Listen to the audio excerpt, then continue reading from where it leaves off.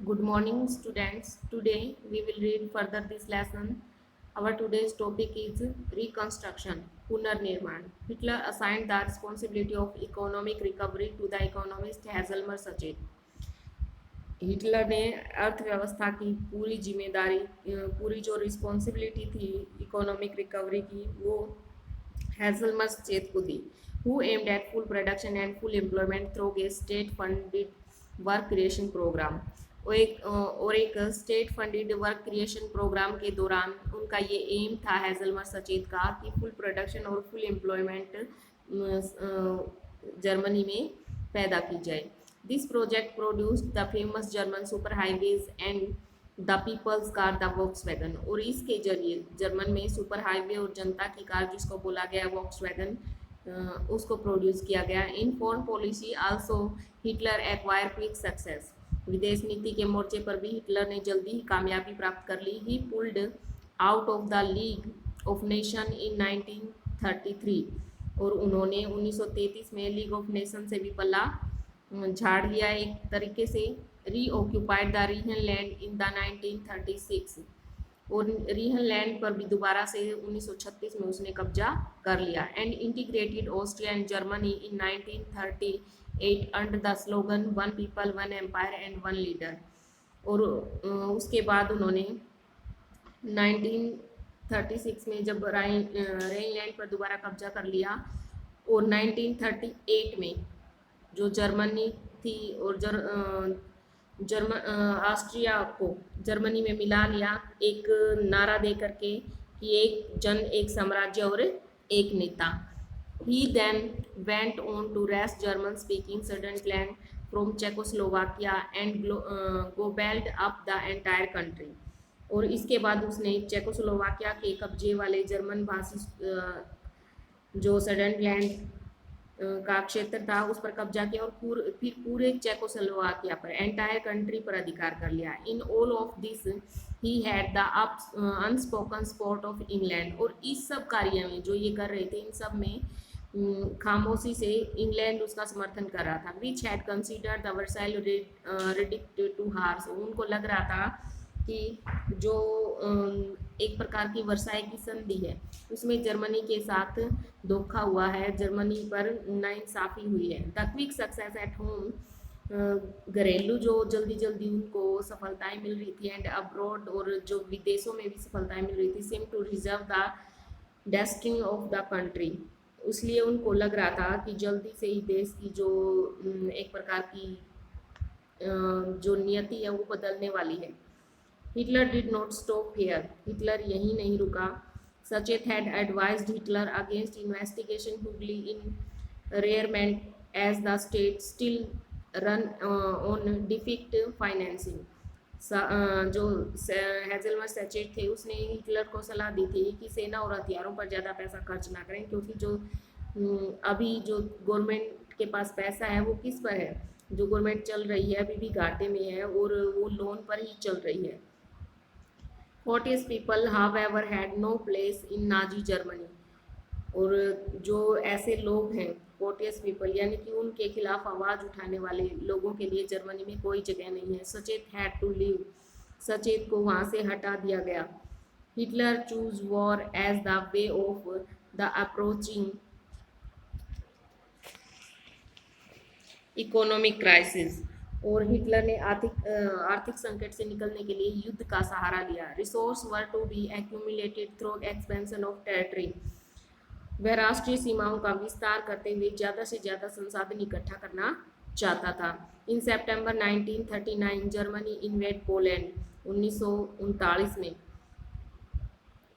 Poland पर हमला उसने कर दिया 1939 में. This started a war with France and England. और फ्रांस और इंग्लैंड के साथ भी उसका युद्ध शुरू हो गया. इन सितंबर 1940 में a tripartite pact was signed between Germany Italy and Japan. एक त्रिपक्षीय संधि साइन की गई 1940 में जर्मनी इटली और जापान के बीच में एक त्रिपक्षीय संधि हुई. Strengthening Hitler's claim to international power. और हिटलर ने अपने आप को अंतर्राष्ट्रीय समुदाय में मजबूत होने का दावा किया। Puppet regime, sportive of Nazi Germany were installed in a large part of Europe. Puppet का मतलब है जो कठपुतली बन गए थे, इसके हिटलर के जो कठपुतली बन गए थे वो यूरोप के ज़्यादातर जो देश थे वो उसका समर्थन कर रहे थे। बाय द एंड ऑफ 1940 1940 के अंत में Hitler was at the pinnacle of his power, अपनी ताकत की एक चरम सीमा पर था Hitler. Hitler now moved to achieve his long term aim of conquering eastern Europe. अब हिटलर ने अपना सारा ध्यान जो उसका एक सपना था कि पूर्वी यूरोप को जीतने का, उस पर केंद्रित किया। He wanted to ensure food supplies and living space for German, और वहाँ वो जर्मनी जनता के लिए संसाधन और रहने की जगह का इंतजाम करना चाहता था। ही attack the Soviet union in जून 1941, उसने सोवियत यूनियन पर 1941 में हमला कर दिया। In this historic blunder Hitler expose the Germany western front to British aerial bombing and the eastern front of powerful Soviet armies. और क्या रहा कि जब उसने सोवियत पर हमला कर दिया तो हिटलर की ये सबसे बड़ी ऐतिहासिक बेवकूफ़ी दिखाई गई है कि सबसे बड़ी बेवकूफ़ी थी, और इस आक्रमण से जर्मन पश्चिम मोर्चा ब्रिटिश वायुसैनिकों के बमबारी की चपेट में आ गया, और पूर्वी मोर्चे पर सोवियत सेनाएं जर्मनों को नाकों से चने चबा रही थी। The Soviet Red Army inflicted a crushing and humiliating defeated on Germany at Stalingrad, और उन्होंने कहा कि जो सोवियत की लाल सेना थी वो स्टालिनग्राड में जर्मन सेना को घुटने टेकने पर उसने मजबूर कर दिया। After this the Soviet Red army hounded out the retreating German soldiers until they reached the heart of Berlin। और जो लाल सेना जिसको बोला गया है सोवियत के जो लाल सैनिक थे उन्होंने पीछे हटते जर्मन सिपाहियों को आखिर तक उनका पीछा किया, और अंत में बर्लिन के बीचों बीच वो जा पहुंचे। Establishing Soviet hegemony over the entire eastern Europe for half a century thereafter, और इस क्रम ने अगली आधी सदी के लिए पूरे यूरोप पर सोवियत वर्चस्व स्थापित कर दिया। Meanwhile the USA had resisted involvement in the war, America ने इस युद्ध में फंसने से लगातार वो बचता रहा। It was unwilling to once again face all the economic problems that the first world war had caused. America पहले विश्व युद्ध की वजह से जो आर्थिक समस्याएं उठा चुका था, झेल चुका था, वो उसको दोबारा नहीं झेलना चाहता था।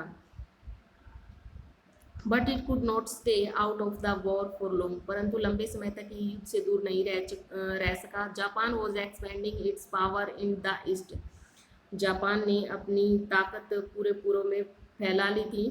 It had occupied French Indochina and was planning attack on USA naval base in the Pacific।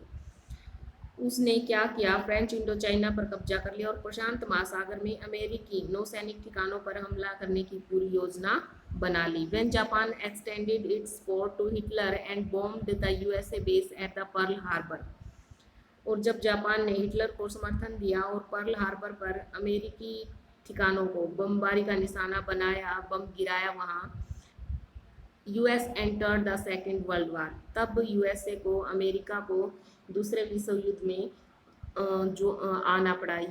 The war ended in May 1945 with Hitler defeat, और ये युद्ध 1945 में हिटलर की हार के साथ खत्म हुआ। And the USA dropping of the atom bomb on Hiroshima in Japan, और हिरोशिमा शहर पर अमेरिका परमाणु बम गिरने के साथ ही ये खत्म हुआ। अमेरिका ने जापान के हिरोशिमा जो क्षेत्र है उस पर बम गिरा दिया। From this brief account of what happened in the second world war, दूसरे विश्व युद्ध के इस छोटे से ब्यौरे के बाद अब हम नाउ रिटर्न टू हेलमत, अब हेलमत के पास दोबारा से लौटते हैं। जो स्टोरी हमने स्टार्टिंग में पढ़ी थी, एंड हिज फादर स्टोरी, और उसके पिता की जो कहानी थी, story of Nazi criminality during the war, जो युद्ध के दौरान नाजियों के जुल्मों की कहानियाँ हैं उस पर हम दोबारा से आते हैं। सो स्टूडेंट्स, कल हम नेक्स्ट हमारा जो टॉपिक है वो करेंगे यहाँ तक आप अपना काम करते रहिए, रिवाइज करते रहिएगा। Thank you. Have a nice day. Notes तैयार करते रहिएगा।